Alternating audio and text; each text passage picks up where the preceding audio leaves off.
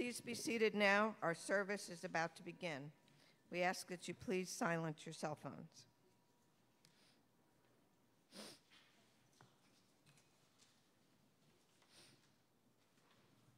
We welcome guests and visitors, members and friends, everyone gathered here this morning and virtually live on Facebook. Come into this place of peace and let the silence heal your spirit. Come into this place of memory and let its history warm your soul. Come into this place of prophecy and power and let its vision open your heart. My name is Marcia Hanna, and I'm your worship associate for today. I'm a charter member of this congregation and currently serve as chair of the nominating committee. Our worship service today is led by Michael Cluff. Michael has worn many hats in this congregation, including serving on the sound crew, playing guitar, teaching RE, and more. He's also president of the South Jersey Humanists. Video of today's service will be available on YouTube channel after the service. We have a few announcements for this week. The first one is that there are changes. The order of service has, music has changed because our Gina is out sick today, and Cynthia has graciously agreed to fill in. So I will announce the number of each song before we start because they're not in the order of service. We have an event from last year's auction that still has space available, the Day of the Dead Bonfire, hosted by Yvette and Steve McGahee. You will celebrate this Mexican holiday in which families welcome back the souls of their deceased loved ones. With traditional food and music, this event will be held at Yvette and Steve's lakeside property on Saturday, October 28th. The cost is $30 per person. Go to the sign-up table in the back of the sanctuary by the window where there is more information. The first Greenlight Coffee House of the year will be held on Friday, October 13th at 7 p.m. Please come and perform music, poetry, dance, or whatever you do. Listen to others, help out, or simply enjoy the acts. Are you new to Unitarian Universalism, or just feel like you want to know more about our faith? Check out our Adult Religious Education Learning Lab next Sunday following the service for a workshop on UU theology and worship.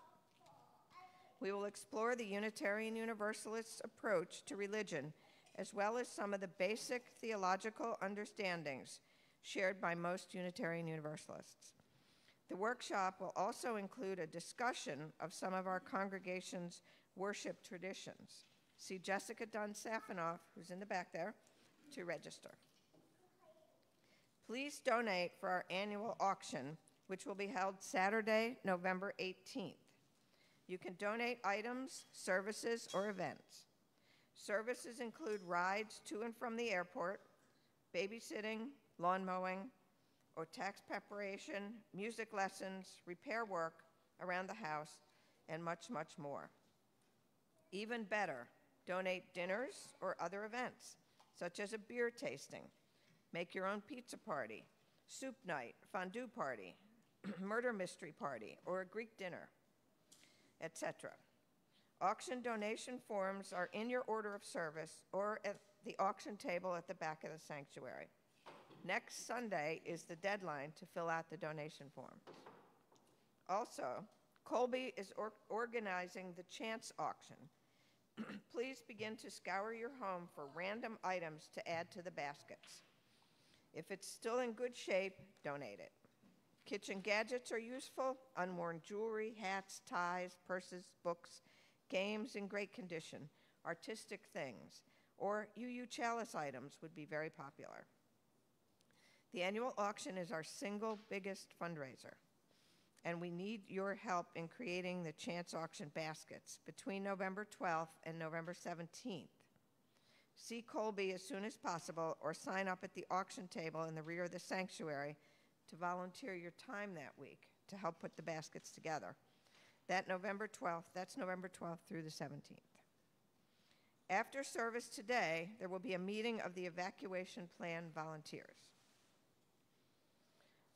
Join us next Sunday for Reverend Bob Murphy for Graying Panthers and Raging Grannies. Organizing for Health Equity is an action of immediate witness that was endorsed by the 2023 General Assembly. The statement developed because of the Gray Panthers and the Raging Grannies and other folks who are past the age of 65. Reverend Robert Bob Murphy is a minister emeritus in Florida who will explain the new world of senior citizen radicalism and what it means for Unitarian Universalists. We will see him virtually on the big screen. Welcome to worship.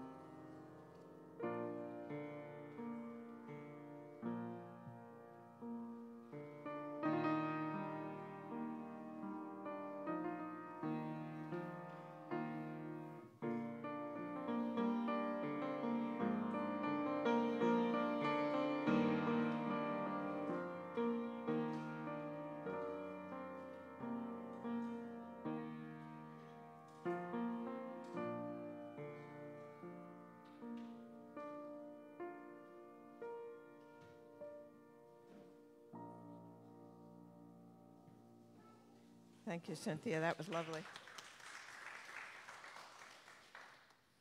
Welcome into this place of healing. Welcome into this place of challenge and growth.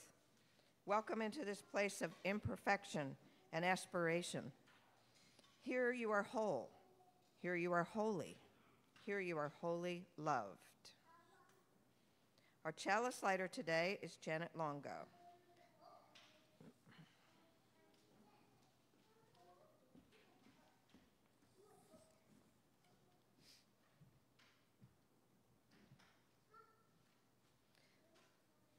Please join me in reading the chalice lighting words in your order of service.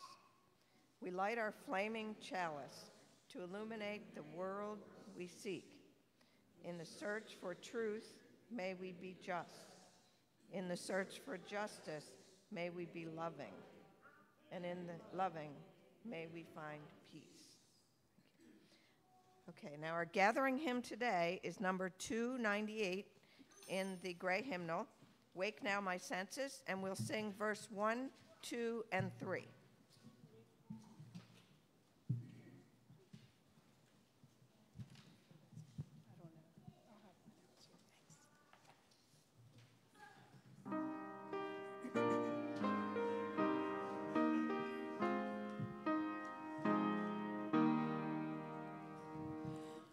Wake now my senses and hear the earth call.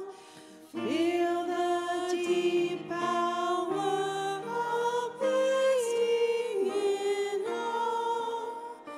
Keep with the web of creation your vow, giving, receiving, as love shows us how. Wake now my reason, reach out to the new. Join with each pilgrim who quests for the true. Honor the beauty and wisdom of time. Suffer thy limit and praise the sublime. We now compassion, give heed to the cry. Voices of suffering fill the wide sky. Take as your neighbor both stranger and friend, praying and striving their hardship to end.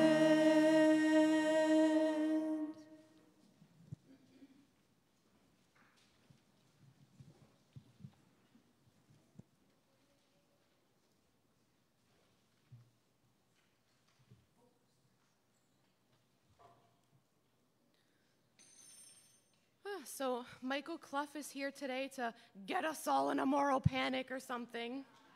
I just have a feeling he's going to lead us into widespread fear of the other. Miss Colby, why are you clapping for that? But you know the other, that mysterious group of people different from us, who therefore must be unsafe and threatening to our very way of life. I'm sure there's going to be huffing and sneering and probably some pearl clutching. Or maybe not, I don't know, we'll have to wait and see how it works out. But before that happens, or doesn't, I feel like there are a few things that you all should know about me personally, because you're gonna wanna know, when everyone else is panicking, if I'm on your team or not, right? So, I feel like you probably already know this, but just in case, I can read. I know, shocking. I even went to college, 2 of them, actually. Let's see, what else? Oh, I know.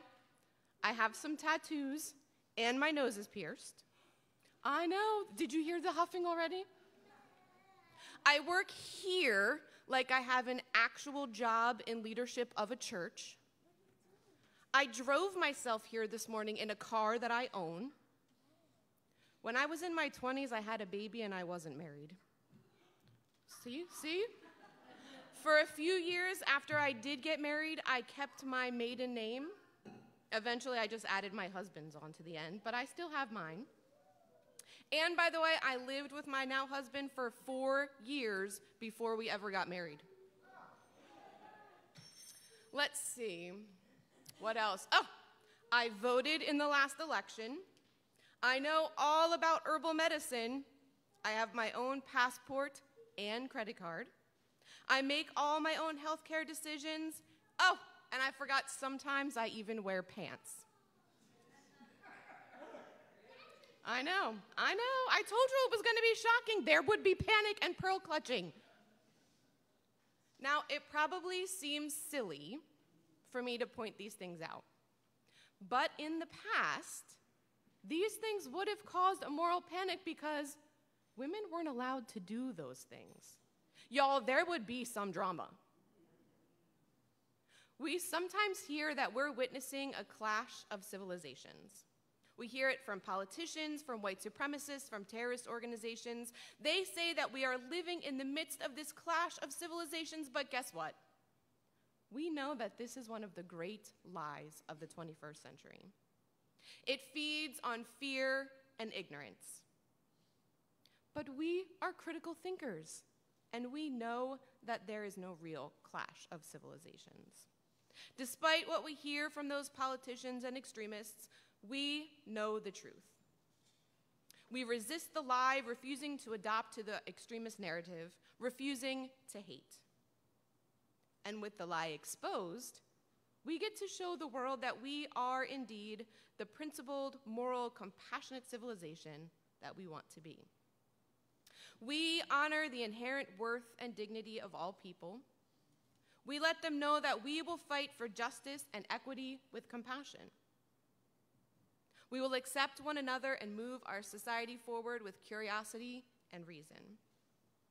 We know that our Unitarian Universalist values will guide us away from hate and moral panics and toward the better world that we seek to build.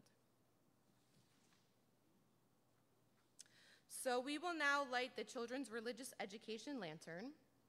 And after that, the children will come downstairs for our time together.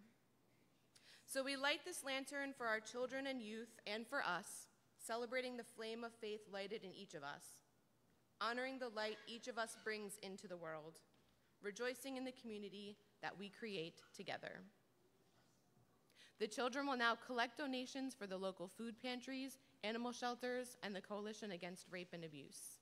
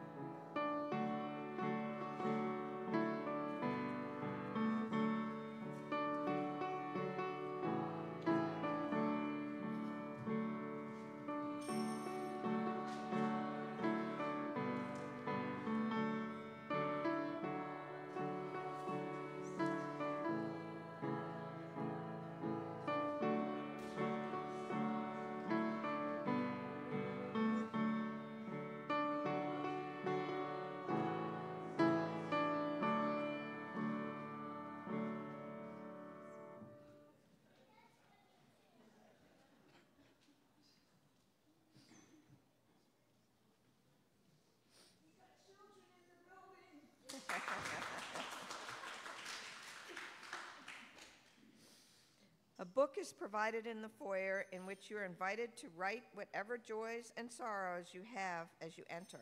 I will now read what you have shared. Thank you, Colette and Rick Johnson, for a lovely evening of fellowship with friends at the last circle dinner of the year, Nancy and Mike.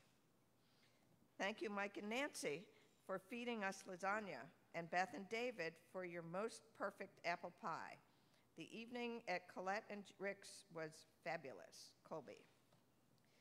Very thankful to have a negative CT of the neck 1 year after completing treatment for what?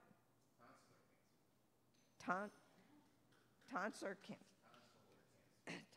cancer. And happy to celebrate my 69th plus 364 days of existence. I knew I was going to have trouble with that word. So. Joys and thanks to Rick and Colette for hosting last night's circle dinner. We had a great time, and Beth had her first real meal since her hospitalization this spring. We appreciate you all so much, Beth and David. Let us share in a quiet time together to reflect on our week. During the musical interlude, you may come forward and place a pebble in the water to acknowledge a personal joy or sorrow.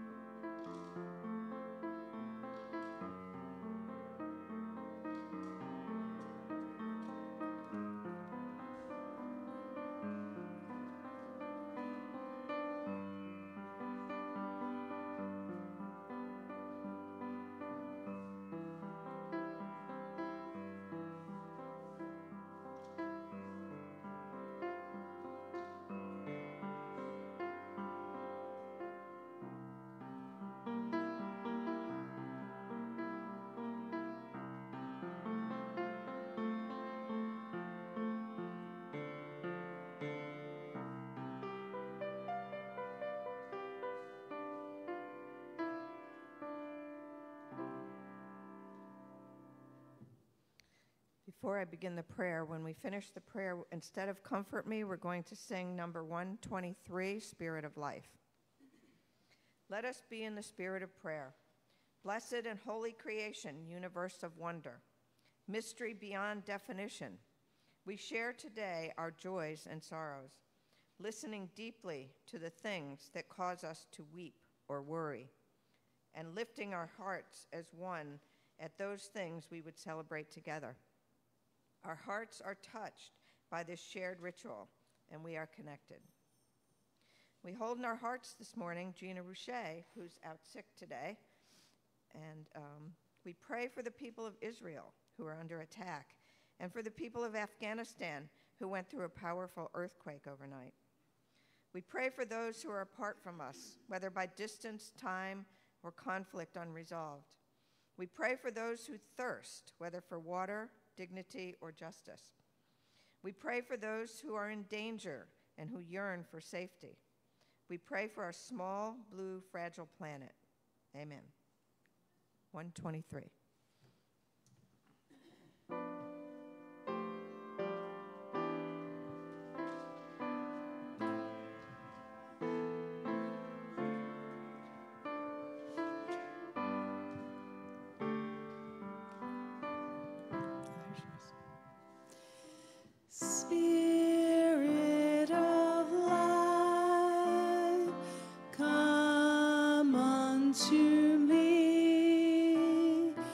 Sing in my heart all the stirrings of compassion.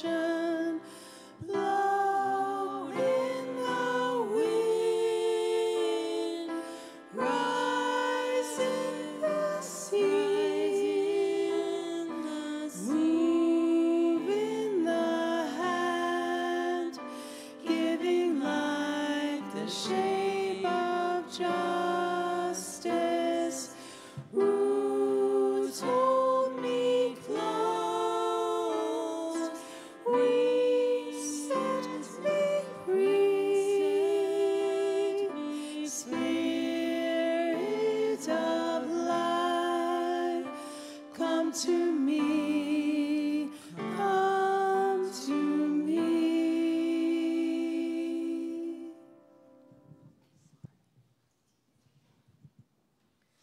We will now take a moment to give and receive the morning offering. In a moment, the ushers will come forward to pass the offertory baskets among those who are in attendance. If this is your first time visiting us today, you may let the basket pass you by, as your presence is gift enough.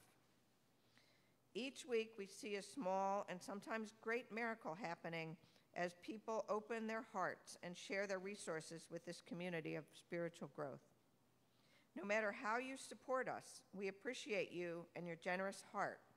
After all, your donation is what keeps us going. And no matter how those gifts are offered, they are always most gratefully received. After we collect for UUCSJS today, there will be a second collection for Allies in Caring, Yvette Guillermo's McGee's organization that we learned about a few weeks ago.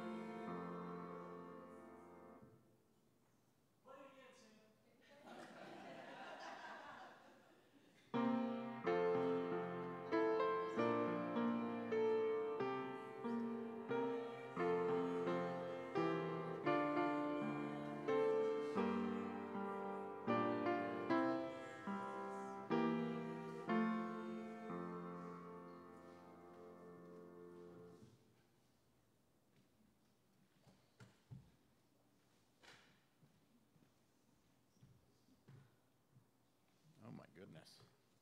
Look at all you. Sorry about the graphic being up there the whole time. We had a little snafu where the UU logo wasn't available, so you had to look at my obnoxious art there for a while. Let me get a drink real quick before I'm on. I should start with a caveat that the ink still isn't dry on some of this, and I'm not even sure so much about the presentation, so it's going to be a ride. So it's great to be here on a Sunday morning, all relaxed and ready for fellowship, enjoying the music, feeling the vibe. So I hate to break your peaceful reverie with some terrible but important news. There's a war going on. A war on chocolate milk. No. It's true. Remain calm. Do not panic. We were going to have the evacuation team meet later. We haven't worked out our evacuation plans yet, so do not panic.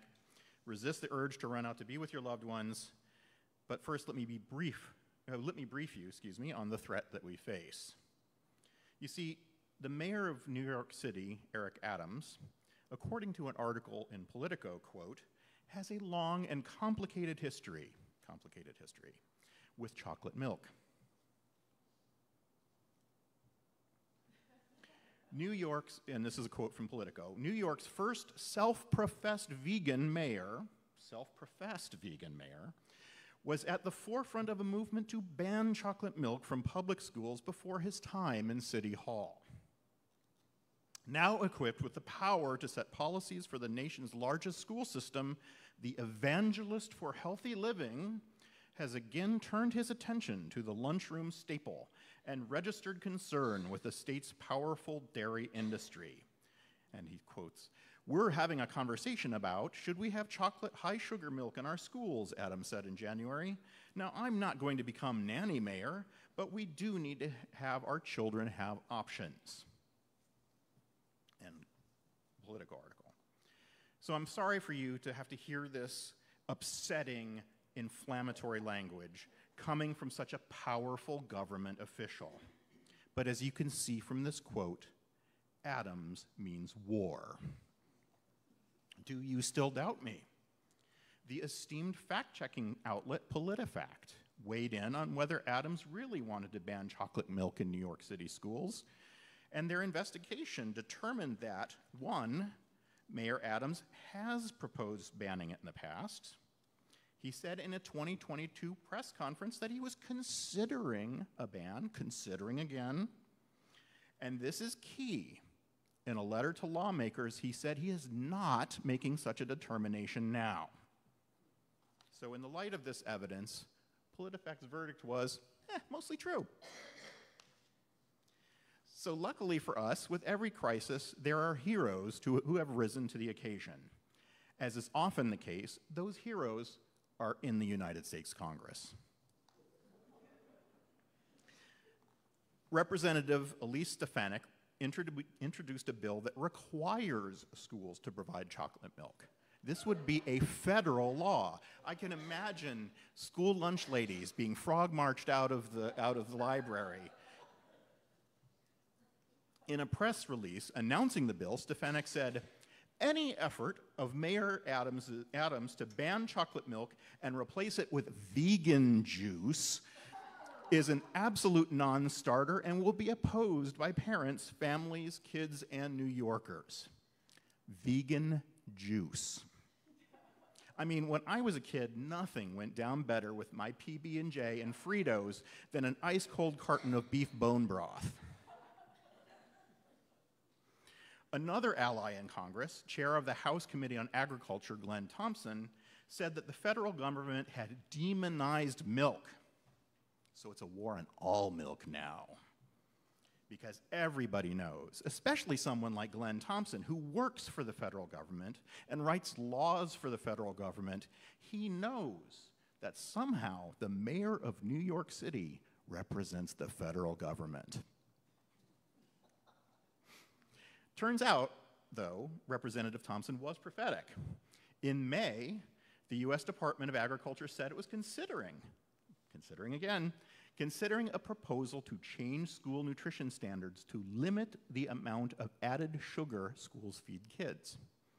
This would mean limiting, quote, leading sources of added sugars in school meals, including grain-based desserts, there go your cinnamon buns, breakfast cereals, yogurts, and flavored milks.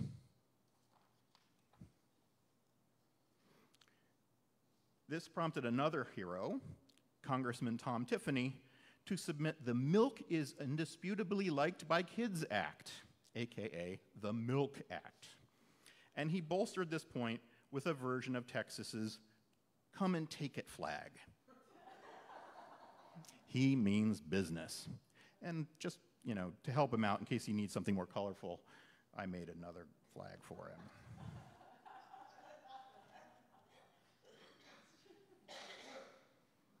So we can rest easy, knowing that our wise lawmakers and our august lawmaking institutions are fighting hard for our God-given right to ensure that our kids are free to consume unnecessary amounts of sugar.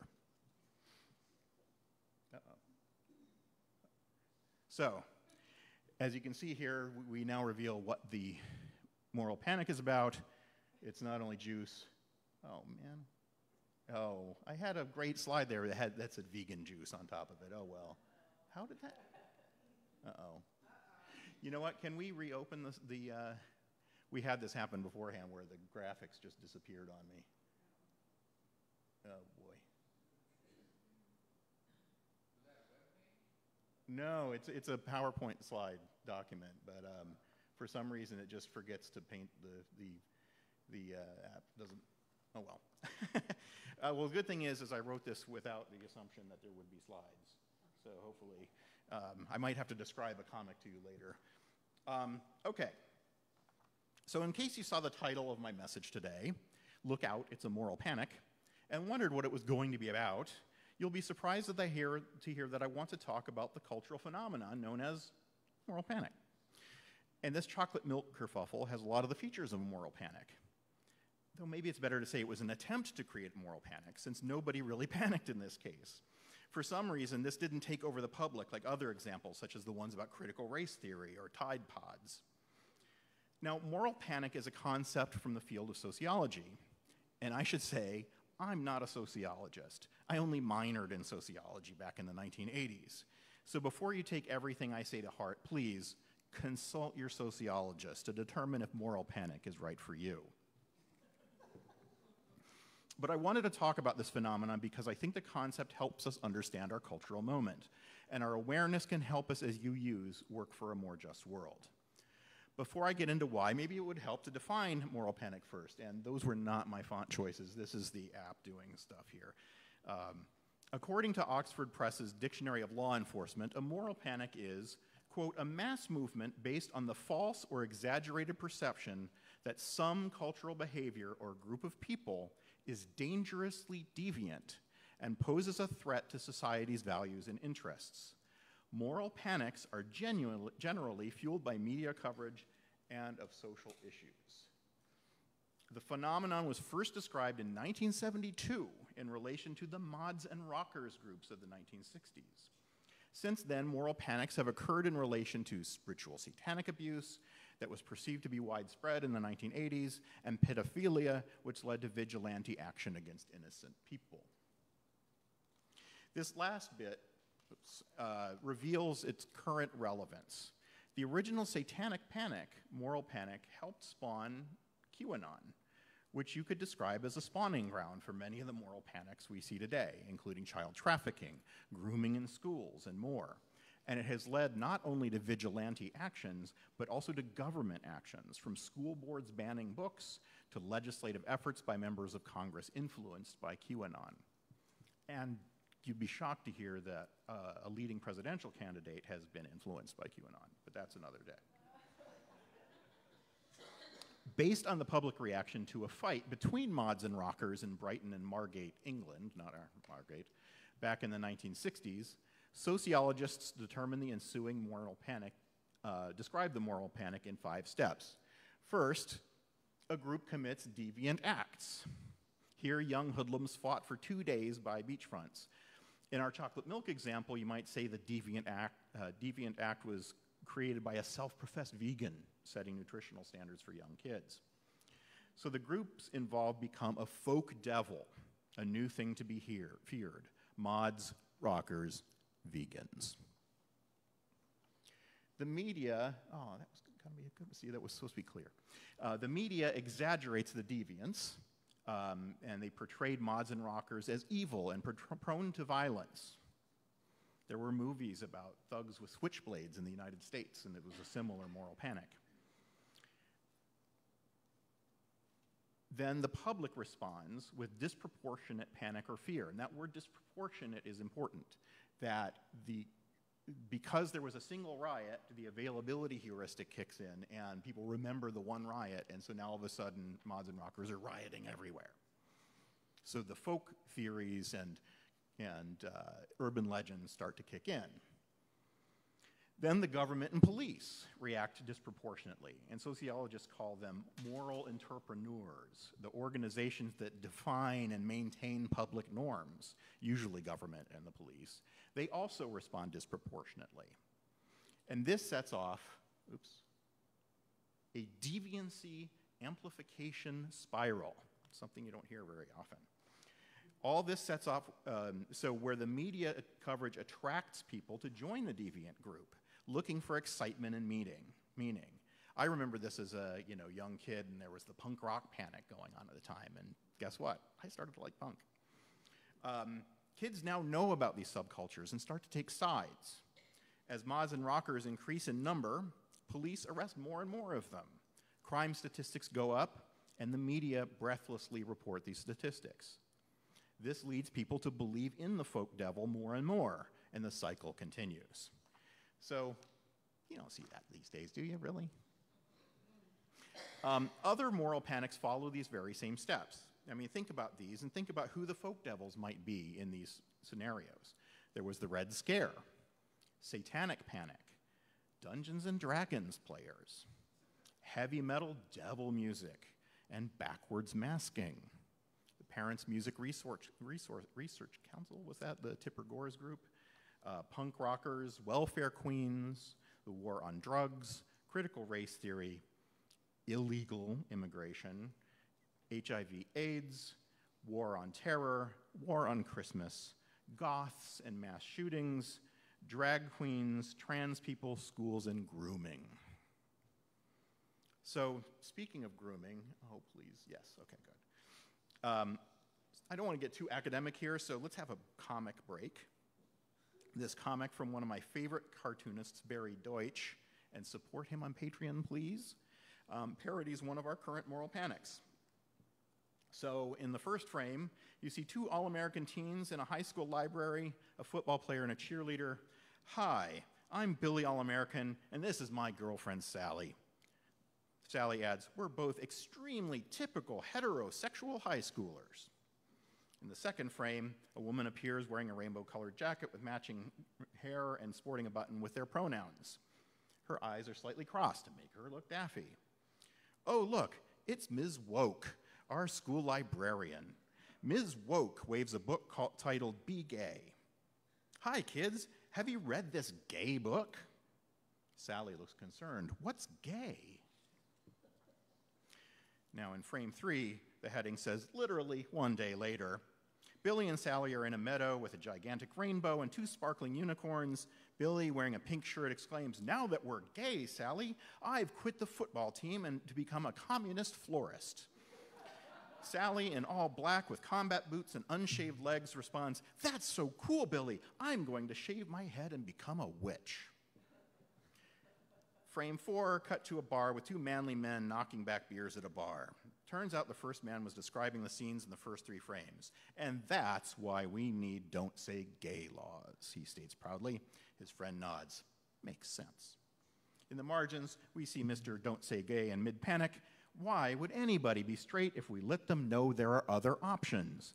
To which shaved head Sally responds, exactly. So, interlude over. I'm glad those pictures are there, geez. How can you tell if something is a moral panic? Well, journalist and comedian Cody Johnston provided a helpful and hilarious synthesis of moral panics on his YouTube channel and gives what he sees as 4 signs of a moral panic. I probably would have done better just to play his YouTube video and sat down. But first, you take a true story and you lie about it. So look at the panic about Tide Pod consumption. It is true, there's a true story in there, a nugget of truth, that there was such a thing as a Tide Pod challenge, where teens use social media to post videos of them eating, or mostly pretending to eat, the candy-colored pods. So what else about this story was true? That year, the American Association of Poison Control Centers reported that 86 teenagers that year had swallowed laundry detergent on purpose. So what was the lie? For one, there were 0 deaths. The only deaths from ingesting detergent were elderly people with cognitive impairments. And those 86 cases of teens, when you compare that number to the 10,500 children under 5 who ingested detergent, not as part of a Tide Pod challenge, you can see that the fears were out of proportion with the danger. So despite the breathless coverage in the media, they rarely cared enough to check the facts. Here's another one that would be funny if it wasn't so sad. You've probably seen this on Facebook. I saw this in a Galloway thing. I hadn't even heard about this until somebody asserted this as true. Has anyone told you that schools are giving kids access to kitty litter boxes?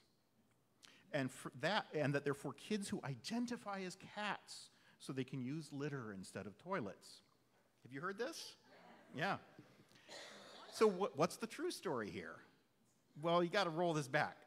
The true story is that school systems are genuinely, gradually becoming more accommodating to LGBTQ kids, especially trans kids. So this set the stage for culture war grifters to create a hoax story and get media commentators and politicians to spread it around. Of course, the lie is that schools have never done this. But there's a darker lie. Many schools do have litter available for kids' use, but it's not for furries. Some schools have litter on hand in case there's an active shooter forcing a lockdown. So that is for kids to use, but in a more realistic and a far more lethal scenario than the moral panic, what the moral panic is about. Othering language, and Jess really nailed it here with a lot of that. Remember, these are moral panics. You know, climate change is an amoral panic, sociologists call it. There's no person involved.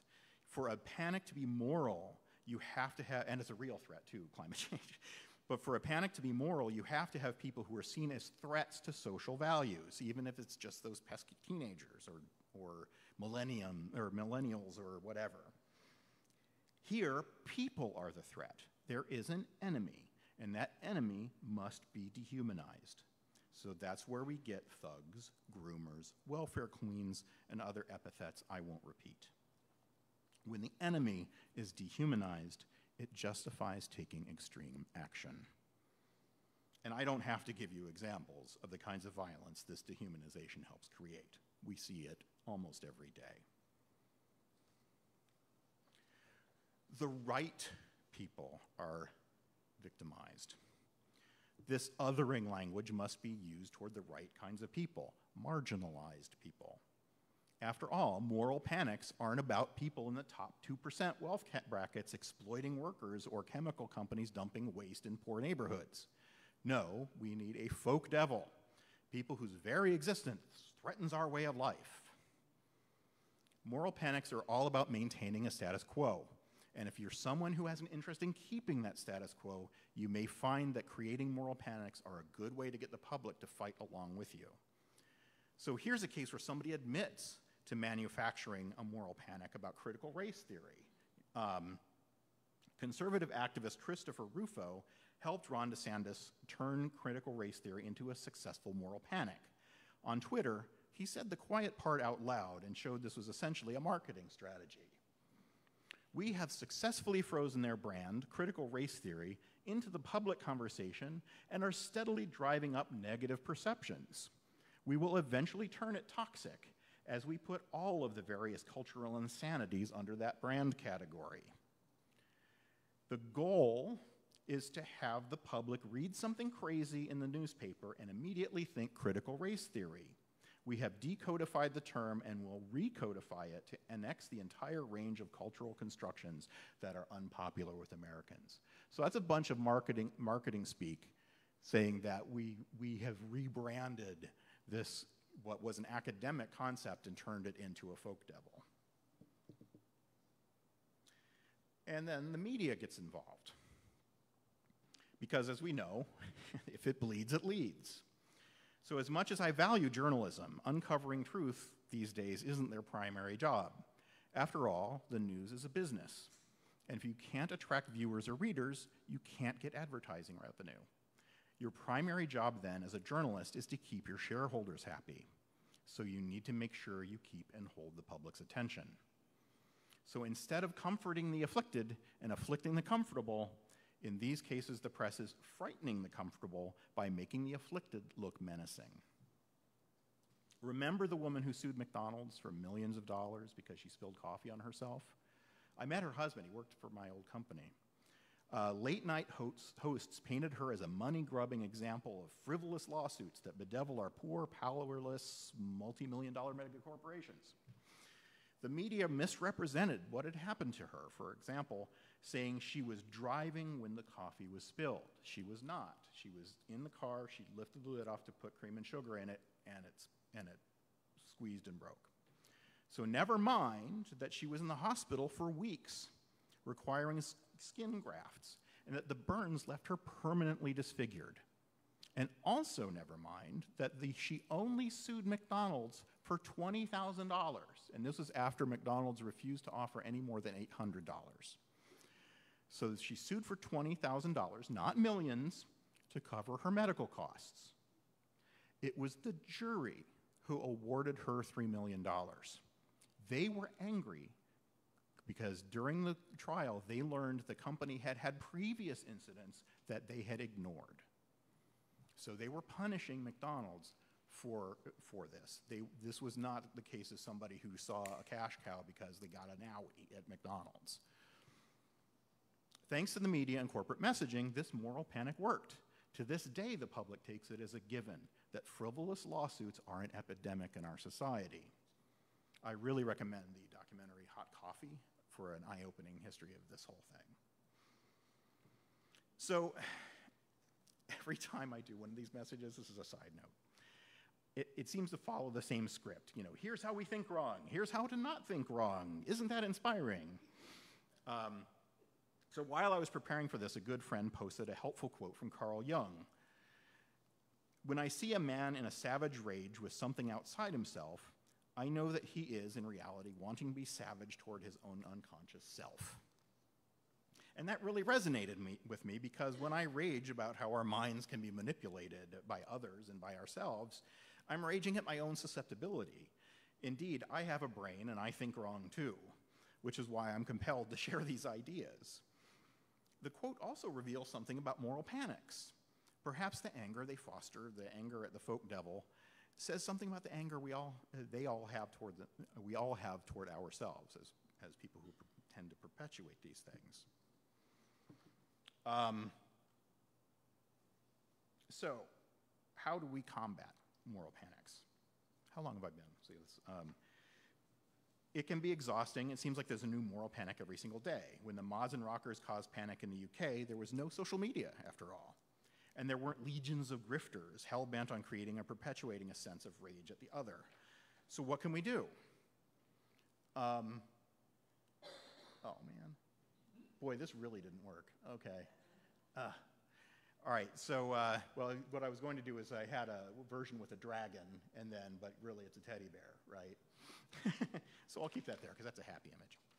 So first we must recognize when a moral panic is manufactured. Boy, it did not show up. Okay, recognize when it's manufactured. Is there a grain of truth that's blown out of proportion? Who's the folk devil in this scenario? Are the media doing due diligence? Second, don't panic. In other words, avoid perpetuating the panic spiral.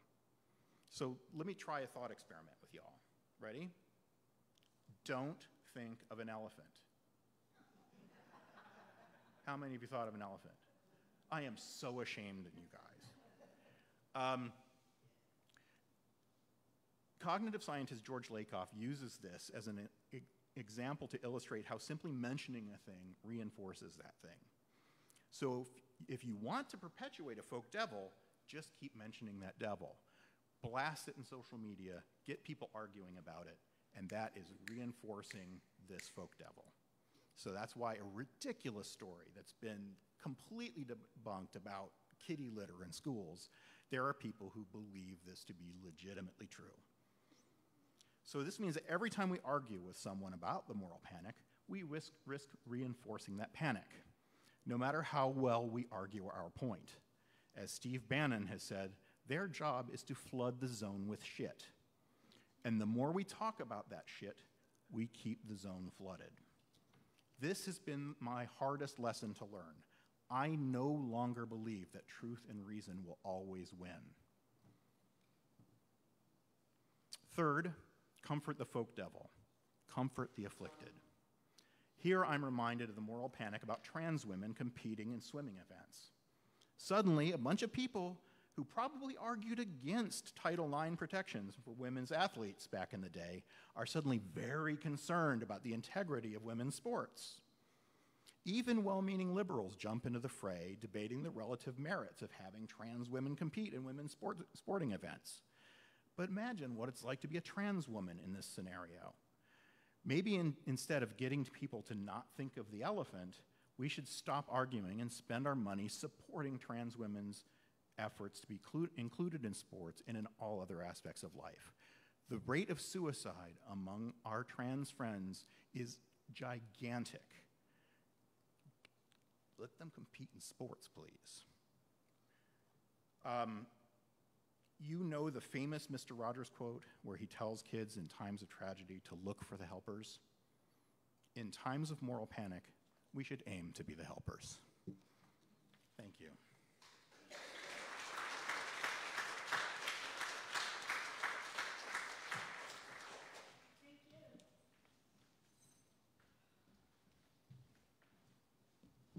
Thank you, Michael.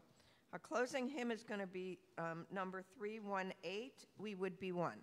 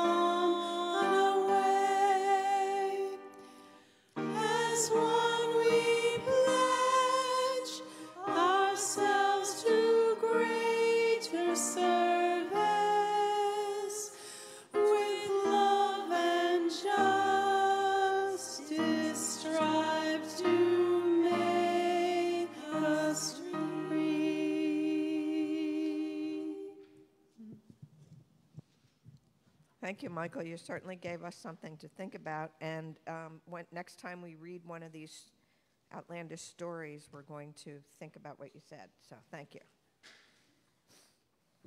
Let us read the words together for extinguishing the chalice. We extinguish this flame, but not the light of truth, the warmth of community, or the fire of commitment. These we carry in our hearts until we are together again.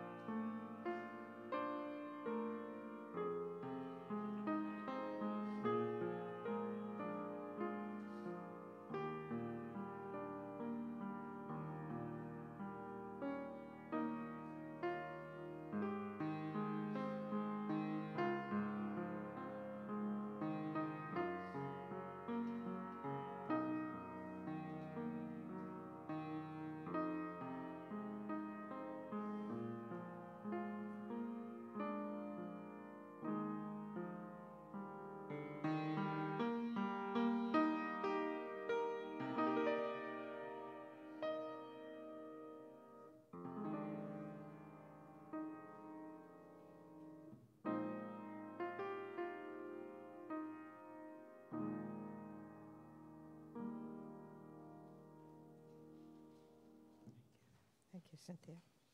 We warmly welcome all of you who are visiting us today.